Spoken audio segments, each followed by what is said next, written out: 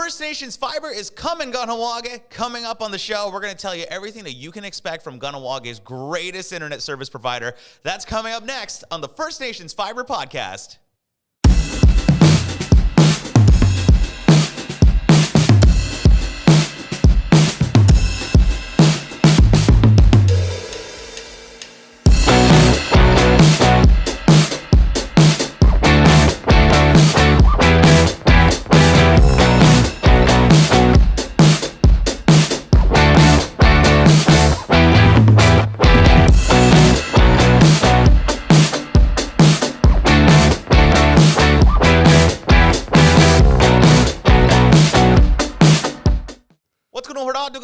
Welcome to the First Nations Fiber Podcast, Episode 7, The Fiber Awakens.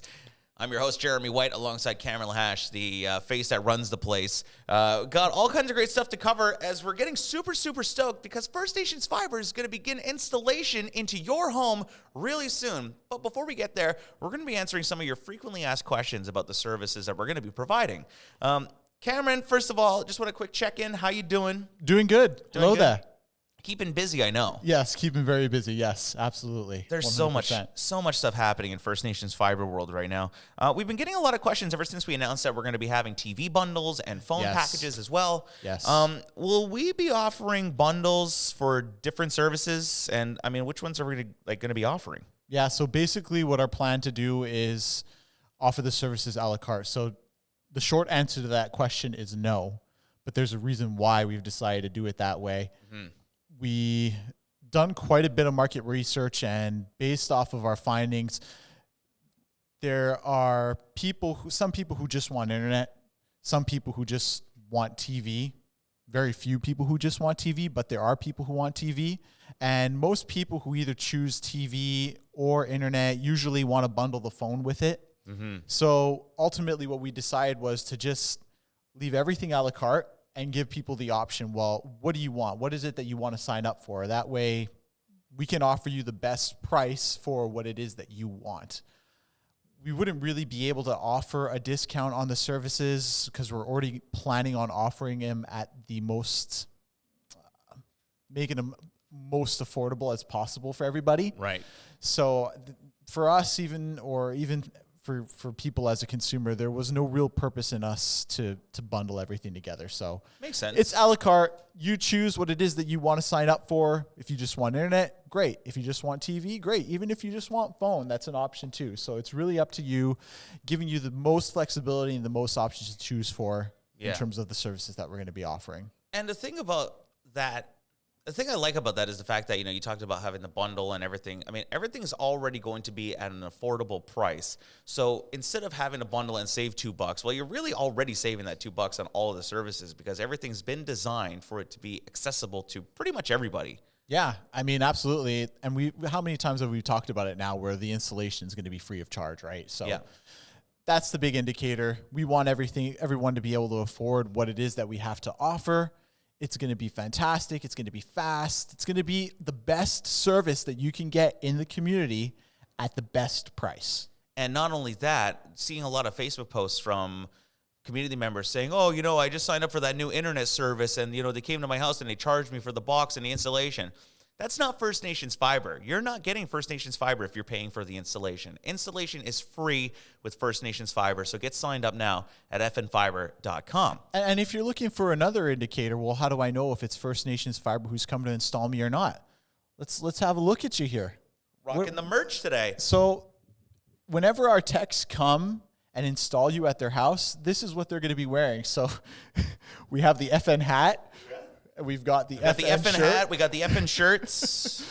But I mean, number one, our vans. Yep. You can't mistake them for anybody else's vans. Yeah, they're purple. They've got our company branding written. They're professional. All over they them. Look new. They don't look like they're run down, about to fall off the ladder.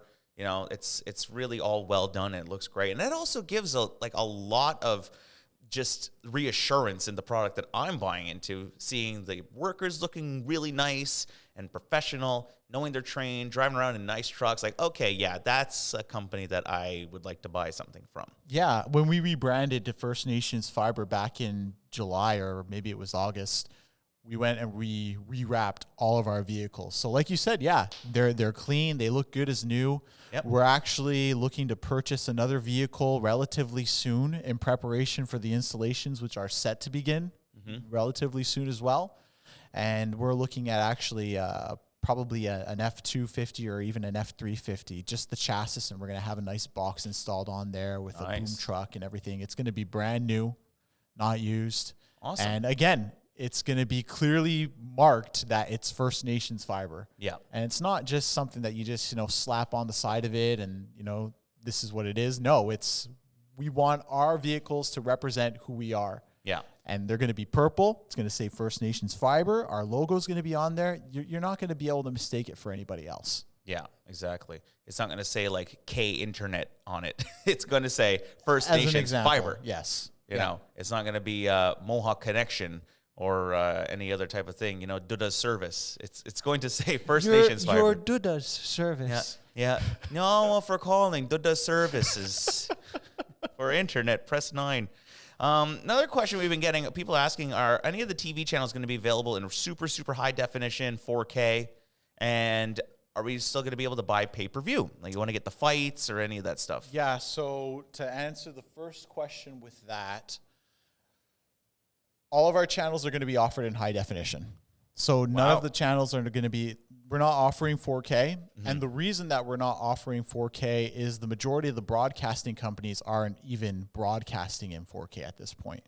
Most of it's still in 1080p. Right. You'll occasionally get some football games. Actually, you'll find most of the 4K content is if you're streaming it. Right. So if say, for example, you want to stream an NFL game on DAZN or something along those lines, a lot of the NFL games are being streamed in 4K. Yeah. So right now, all of the channels that we're going to be offering, it's going to be 1080p. It's going to be full HD. It's still going to look fantastic on your TV, even if you have a 4K display. Yeah. A lot of these 4K displays have upscaling technology built into them. So they'll see if you're bringing in a 1080p feed, for example, it'll upscale so that it looks still fantastic on your TV regardless of what it is that you're running. So, so 1080p for everything. And in terms of the pay-per-view, that's something that we're not going to be offering with the television services. But again, if it's something that you want, say, for example, you want a UFC fight, all these UFC fights are available to stream. And you pay for the viewing experience to be able to see this. And the great thing about First Nations Fiber, I mean, if you're using the FN 250 or FN 500 pack, I mean, that level of streaming connection is going to guarantee that you're going to have the clearest 4K connection possible. Yeah. So if you got the UFC or WWE app on your phone, you want to watch WrestleMania or you want to watch UFC, 256 or whatever it is coming up, you can just purchase the thing like pay-per-view like you would on your TV, but through the app, and then stream it to your TV or whatever in the ultimate highest definition with our internet. Yeah, exactly. And it's easy. It's straightforward. And for those of you who are a little bit worried, well, am I going to be able to do that?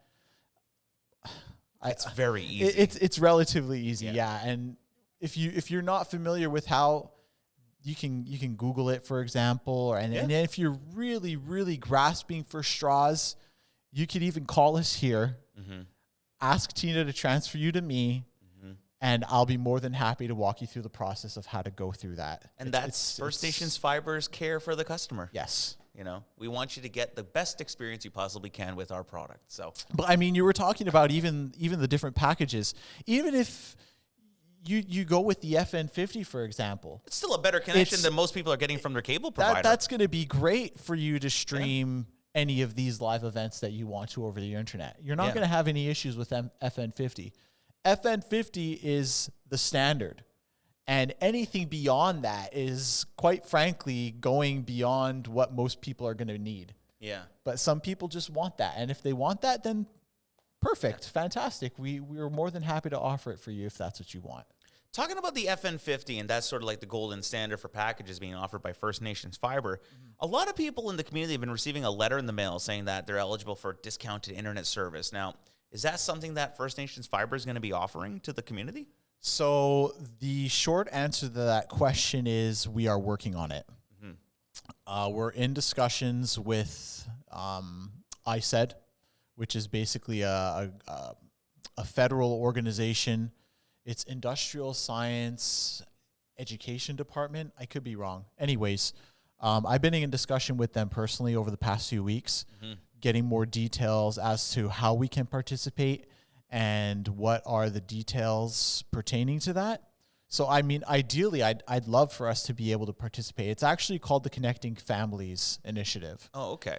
And it was initially launched about pre-pandemic times, because this isn't the first time that everybody's received these letters. I don't know if you noticed or if you saw these letters before, but this is the second time that people are getting these letters. So the first time, it was just to announce the program.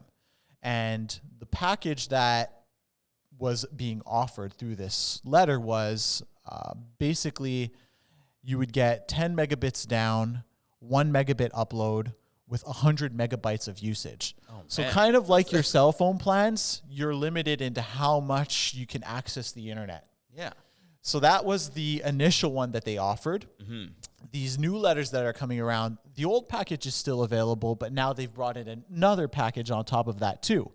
And that one goes for, that one gives you 50 megabits down and 1 megabit up with 200 megabytes of usage. That's not even worth it at that point. So, I mean, in reality, I think it's just, look, it all sounds great. Hey, we're going to offer you discounted internet. But once people realize what it actually is, they're not going to want it. I mean, with the basic package from First Nation Fiber, first of all, it's affordable and easily accessible to everybody. It's not cheap. I mean, it's not expensive. But the service is literally 5, 10, 50 times better than what the discounted internet service is going to be. It's like... Yeah, so I mean, the big difference, if you're looking at that 50 megabit package through the Connecting Families, it's number one, there's a data cap on it. Yeah. So say, for example, you go insane. Say, for example, you want to stream a UFC fight in 4K.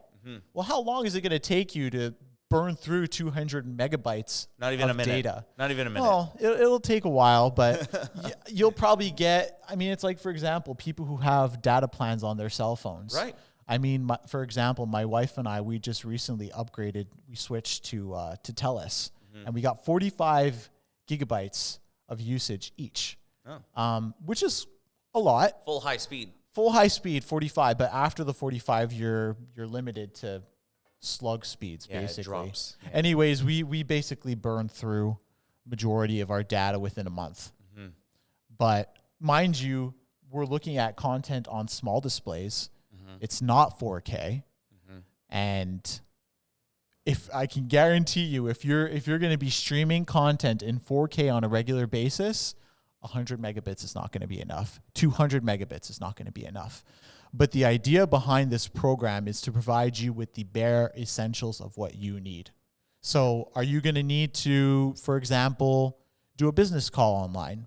Okay, go ahead, you can do that, but make sure to go into your conference settings before the call and set your video and audio quality to either medium or low settings. Otherwise, you're going to rip through whatever bandwidth allotment you've been given. Right. So, I mean, you're better off just spending the $50 or $100 on a good internet package as opposed to this discount thing. Which contrasts to the FN Fiber 50. You get 50 megabits down, you get 50 megabits up, not one. Yeah. And you have unlimited usage. Yeah. There's no data cap. You can use the internet for as long as you want, as much as you want, and you're not going to have to worry about, oh my gosh, if I'm doing this, is it going to, am I going to use up all my data that's available to me? No. Yeah. You're not going to have to worry about that. And as you said, it's going to be affordable. Talking about the network and installations, next phase of the construction of the network is going to be kicking off next month. You're going to be hitting the village, the 138 OCR. I've already seen the First Nation Fiber truck in town, and through the village. What's going on with that? But before we get there, talk about the permits. I know there's a lot in the process still because we're doing this legitimately and officially with permits and all the official paperwork. Talk a little bit about that. You got an update? Yeah. So I mean, people always ask, well, why don't you just go ahead and just start building everything out? The idea with permits is you need a permit before you build anything. Well, yeah. There's a lot of work. Oh, but that's the white man way to do it. How dare you? It's not only that, but I mean, it's safety. I mean, look, the phase that we're in right now is preparatory work more than anything. And what does that entail? Pole replacement, anchorage replacement.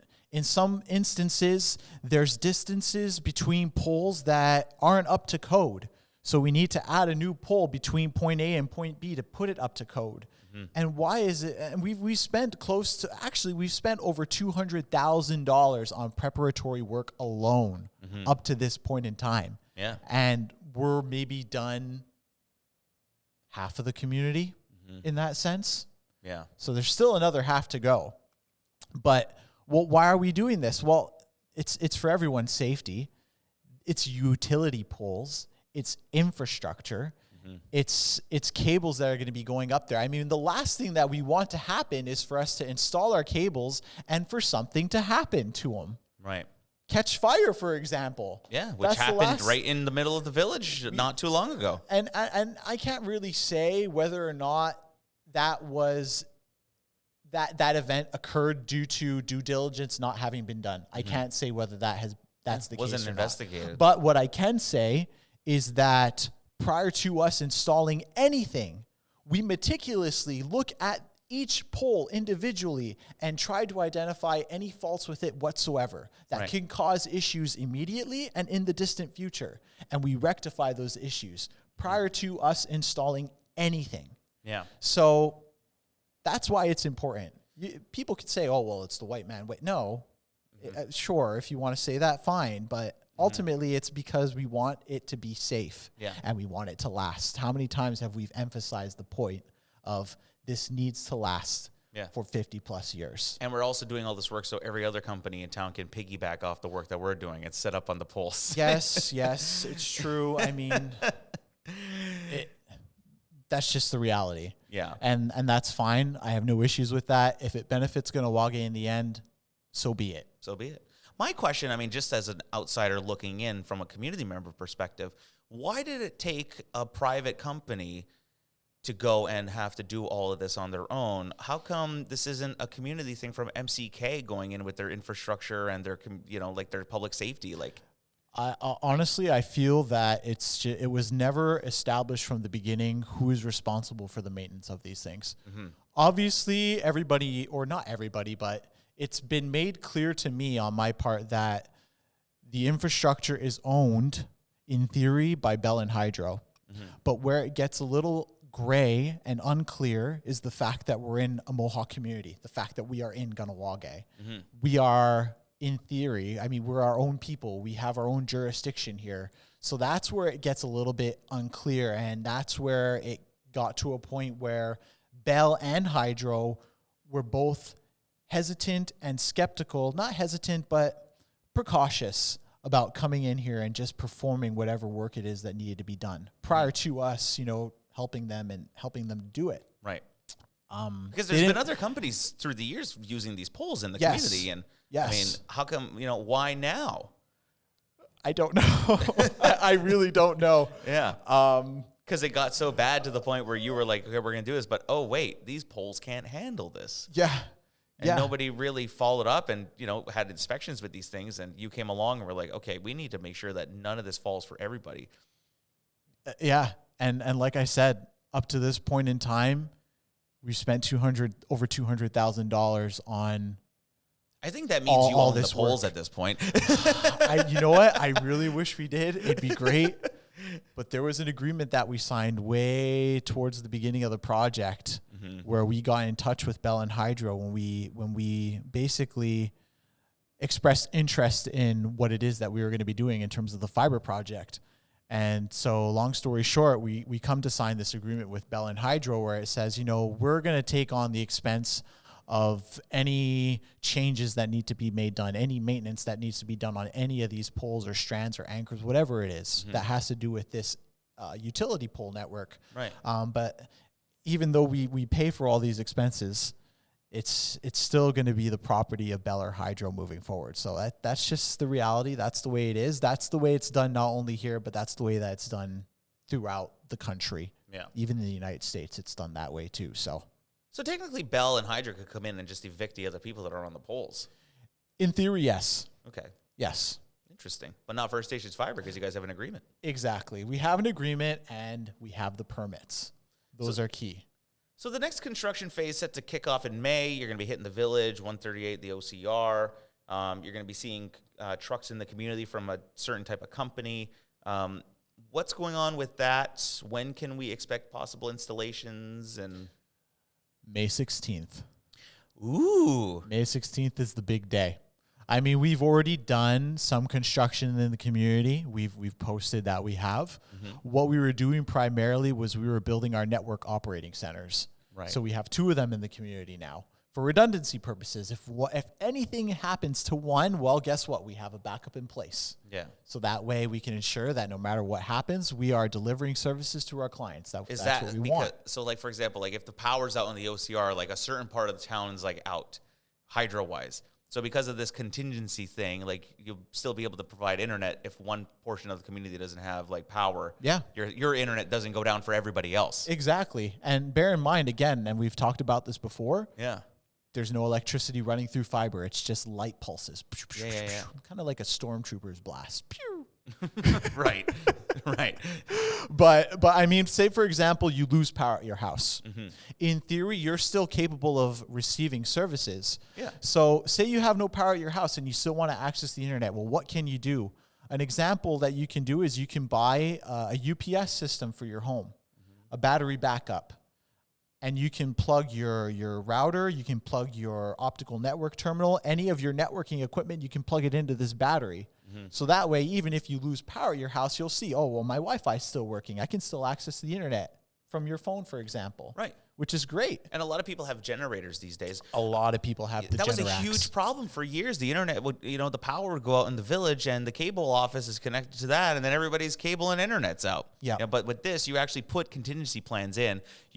If the power goes out in one part of town, the internet's not going to stop for everybody else. Yes, and we've done what it is I almost want to say that it's layers of protection, if you want to call it that. Or being smart. I guess.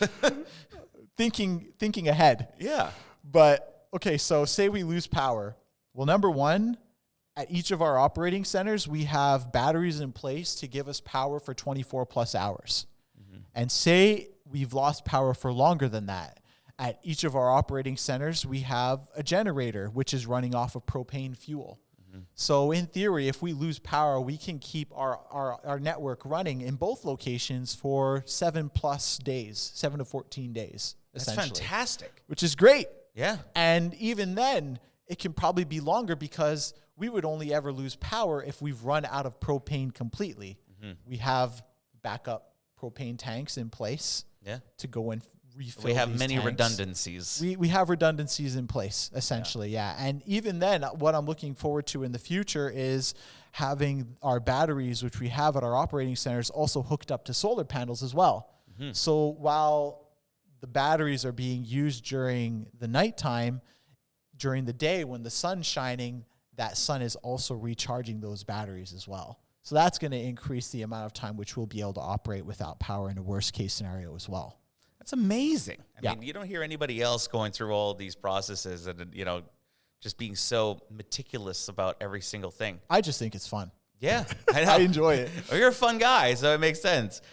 Real quick, just talk about these tags that we got on the table here in this box. Yes. So, I mean, this is when we begin our construction on May 16th, how do you know if a cable that's installed on a pole belongs to First Nations Fiber or not? Well, it's quite simple. You look and you see whether or not these tags are either attached to the cable or in some instances it's going to be installed on what's called a strand. And a strand is basically a metal cable that's run between poles, and that's what the fiber cable is actually lashed onto. That's what provides the structure. So that way all the stress isn't on the fiber cable, but it's on this metal strand that's, again, attached between poles. So, I mean, here's the tags. It's clearly marked that it's us. Our logo's on there. And the great thing about it being white is you're not going to be able to mistake it for anybody else's. Yeah. It's clear. This is us. This is who we are. And even at night, if it's dark, you can flash your flashlight up there and say, oh, that's our wire. Yeah. But I mean, anybody who goes through the proper process of actually going through and getting permits has tags like this. And it's plastic tags. They're not just pieces of paper that are laminated and stuck up these are onto a proper, pole. like, they're not just the ones that you put on your hotel room to say stay away housekeeping. It's like, they're good. If it gets Proper. windy, they're not going to blow away. They're not going to, disintegrate over time. These are hardened tags built to withstand all elements. So keep an eye out for these again. And again, you'll know if you see the First Nations fiber tag, you can have assurance that number one, that the cables are installed properly. And number two, we've gone through and I've talked about the process that we go through when looking at the poles prior to installation. You can have confidence in knowing that that pole is safe as well. Yeah. Well, look, we've covered a lot in this episode. Yeah. For a full recap, of course, you could always just skim back and go through all the things. But just before we wrap up real quickly, why First Nations fiber over everybody else?